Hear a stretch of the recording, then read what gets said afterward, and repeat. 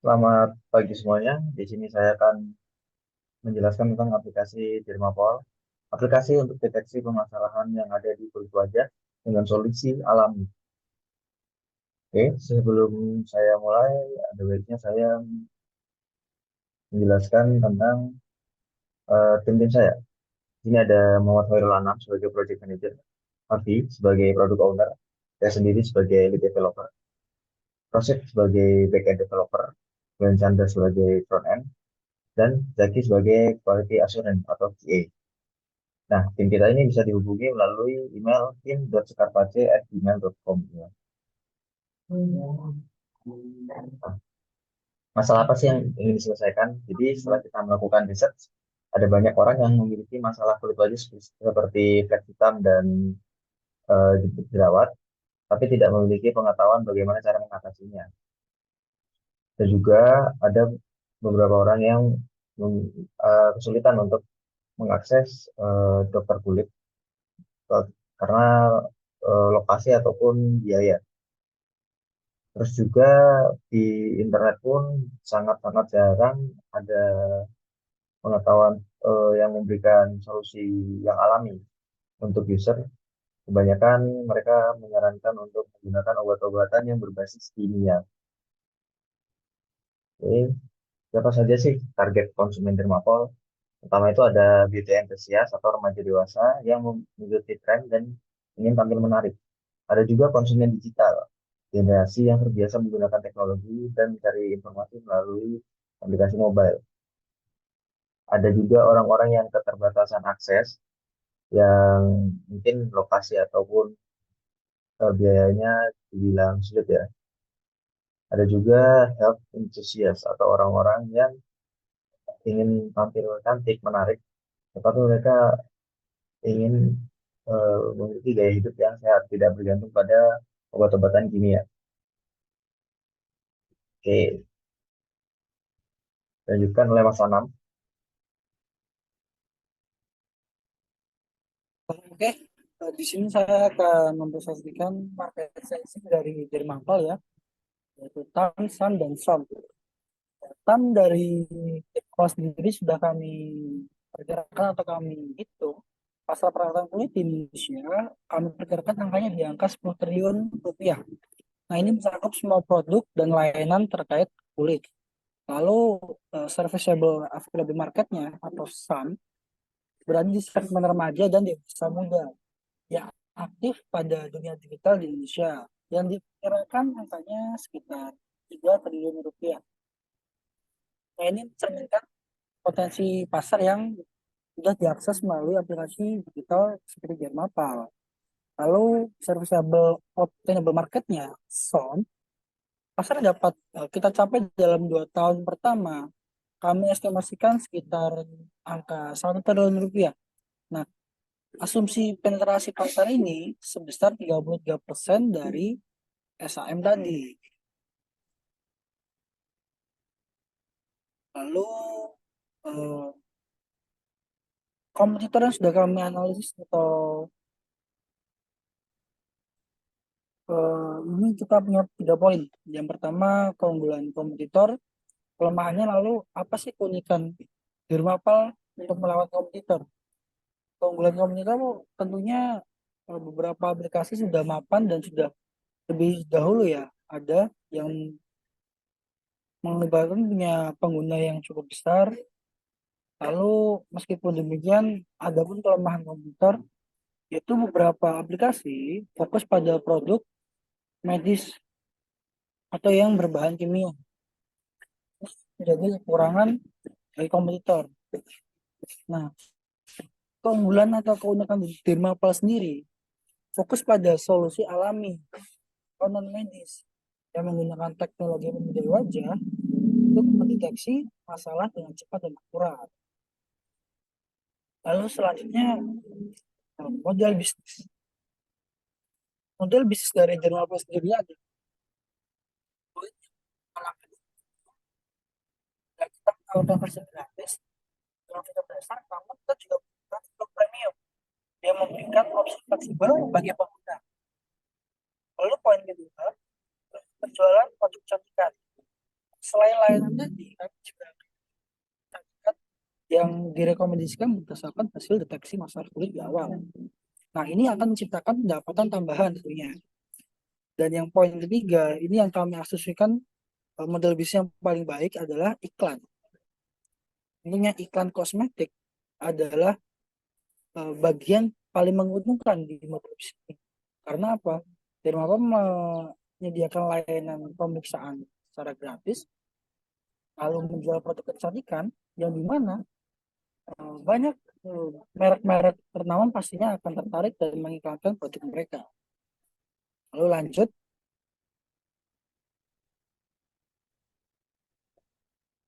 nah, proyeksi keuangan yang kami diskusikan atau kami dapatkan dari analis tadi, Dermapal ini mempunyai potensi yang cukup menghasilkan pendapatan yang cukup besar dari tiga sumber utama tadi, penjualan dan iklan. Dan kami juga telah berasumsi bahwa pengguna akan terus meningkat. Kami proyeksikan akan ada aliran pendapatan yang stabil dan berkelanjutan dari tiga sumber utama tadi. Dari langganan, yang punya bulanan ya, yang di mana akan banyak customer ketika dia merasa bahwa berlangganan adalah hal yang cukup worth it, pasti akan terus melakukan langganan ke depannya yang akan menciptakan arus yang stabil. Lalu penjualan produk, intinya ini cukup besar karena setelah customer periksa wajahnya, dia akan membeli produk sesuai dengan solusi yang ditawarkan. Sumber yang paling besar adalah iklan. Iklan ini nggak akan bisa dipungkiri bahwa merupakan sumber pendapatan yang membuat keuangan berkelanjutan paling besar dan akan berkembang dan juga akan menjangkau target pasar yang lebih besar lagi. Lalu selanjutnya,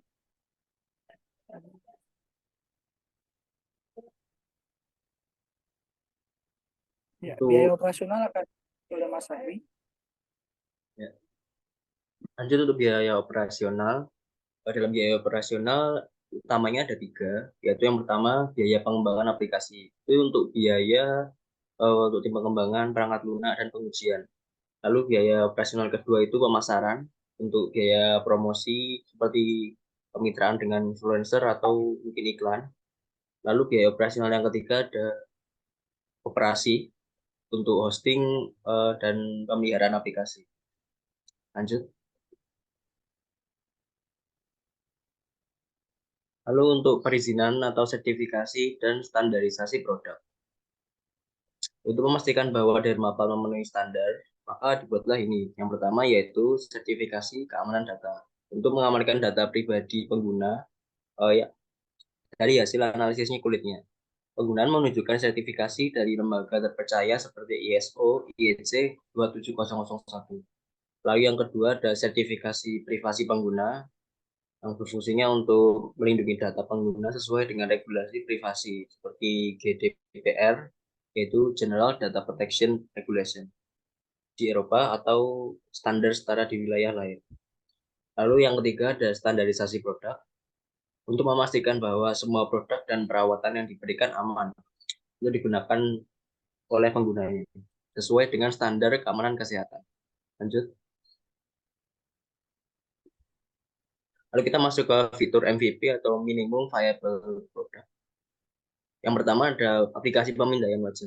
Ini aplikasi untuk memindai wajah pengguna dan mengidentifikasi masalah kulit secara akurat dan detail. Lalu yang kedua ada analisis kulit, yaitu teknologi pemindaian kulit mutakhir yang akan analisis kondisi dan masalah kulit pengguna. Lalu yang ketiga ada rekomendasi solusi. Berdasarkan analisis dari aplikasi tadi, itu aplikasi akan memberikan rekomendasi perawatan kulit yang sesuai dengan hasil analisis tadi. Lanjut. Lalu selanjutnya akan Uh, dilanjutkan oleh Mas Abdul Rosid. Berikutnya ada milestone Edmond, yang dimana ini adalah pada bulan pertama hingga ketiga, kami akan fokus pada pengembangan awal aplikasi. Ini termasuk penyelesaian desain UI UX untuk memastikan tampilan yang menarik dan ramah pengguna, serta memulai pengujian internal untuk mendeteksi bug dan masalah teknis lainnya sejak dini. Selain itu, kami akan merekrut tim pengembang dan dukungan teknis yang kompeten untuk memastikan proses pengembangan berjalan lancar. memasuki bulan 4 sampai ke 6, kami berencana meluncurkan versi beta aplikasi kepada pengguna, target untuk mengumpulkan umpan balik yang berharga. Kami akan menganalisis umpan balik tersebut dan melakukan optimasi fitur berdasarkan masukan dari pengguna beta. Pada tahap ini, kami juga akan mulai mengembangkan konten edukasi awal dan strategi pemasaran untuk memperkenalkan aplikasi ini ke khalayak yang lebih luas. Terus ke bulan 7 sampai 9, kami akan memulai kampanye pemasaran awal, termasuk kolaborasi dengan influencer dan promosi melalui media sosial. Kami juga akan meningkatkan jumlah pengguna beta dan mengumpulkan lebih banyak data untuk perbaikan aplikasi. Bulan ke-10 hingga 12, di mana kami akan meluncurkan aplikasi Dermapal secara resmi dengan fitur yang telah dioptimalkan berdasarkan umpan balik pengguna. Kampanye pemasaran akan diperluas untuk menjangkau audiens yang lebih luas. Kami juga akan melakukan penilaian kinerja aplikasi dan menyesuaikan strategi berdasarkan data pengguna awal. Lanjut, Mas.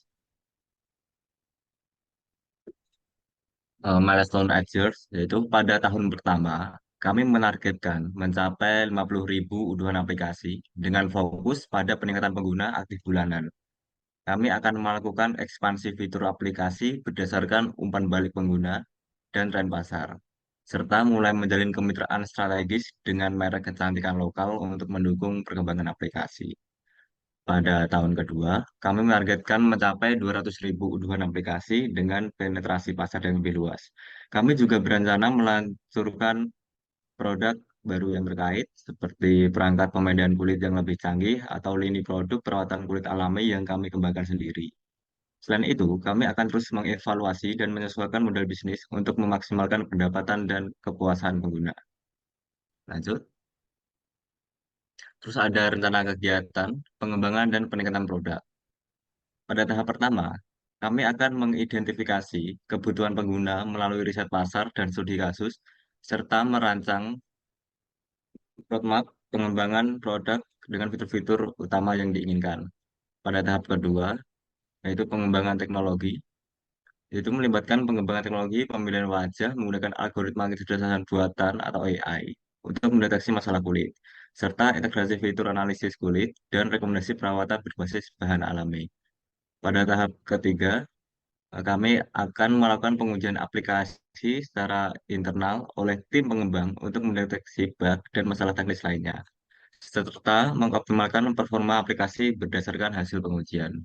Dan pada tahap keempat, kami akan fokus pembaruan dan inovasi berkelanjutan, yaitu memperbarui aplikasi dengan fitur-fitur baru dan peningkatan kualitas berdasarkan umpan balik pengguna, serta menyediakan pembaruan keamanan untuk menjaga privasi dan keamanan data pengguna. Selanjutnya akan dilanjutkan oleh kawan saya. Ya, selanjutnya adalah pada tahap peluncuran aplikasi versi beta ya, di mana kami membagi pada 3 tahap. Tahap pertama adalah kami melakukan rekrutmen pengguna beta, di mana mereka ini melakukan testing pada aplikasi dan juga memberikan umpan balik untuk yang konstruktif ya. Selanjutnya adalah pengumpulan umpan balik, di mana kami mengumpulkan umpan balik yang telah dikirim oleh para pengguna beta, dan juga kami melakukan penyesuaian dan juga perbaikan pada beberapa fitur yang telah kami terima. Selanjutnya adalah optimasi dan juga penyesuaian. Setelah kami melakukan penyesuaian dan juga perbaikan, maka selanjutnya kami akan melakukan di mana sedikit tes kembali untuk menguji kembali apakah aplikasi telah setelah melakukan perbaikan untuk memastikan semua masalah tetap teratasi. Di sini ada evaluasi pasar. Yang pertama adalah kami melakukan analisis data pengguna, di mana kami mengidentifikasi fitur apakah yang paling populer atau paling yang sering dibutuhkan oleh pengguna di dalam aplikasi kami. Selanjutnya adalah evaluasi kinerja aplikasi. Kami kami mungkin akan membuat evaluasi untuk kinerja aplikasi kami berdasarkan keputusan-keputusan yang telah dibuat untuk pengembangan lebih lanjut. Dan tahap selanjutnya adalah strategi kami dalam peluncuran secara resmi, yaitu kami melakukan rencana kampanye untuk pemasaran yang lebih bagus lagi untuk mencapai target audiens yang telah ditetapkan.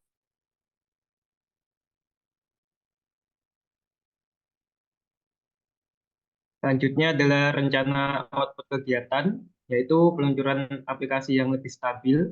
Yang pertama adalah kompatibilitas dan keandalannya ya aplikasi. Kemudian dan juga adalah kompatibilitas lintas platform. Ya, jadi aplikasi ini bisa digunakan dalam semua platform ya, seperti laptop dan juga HP agar memberikan pengguna pengalaman yang selanjutnya akan dilanjutkan oleh.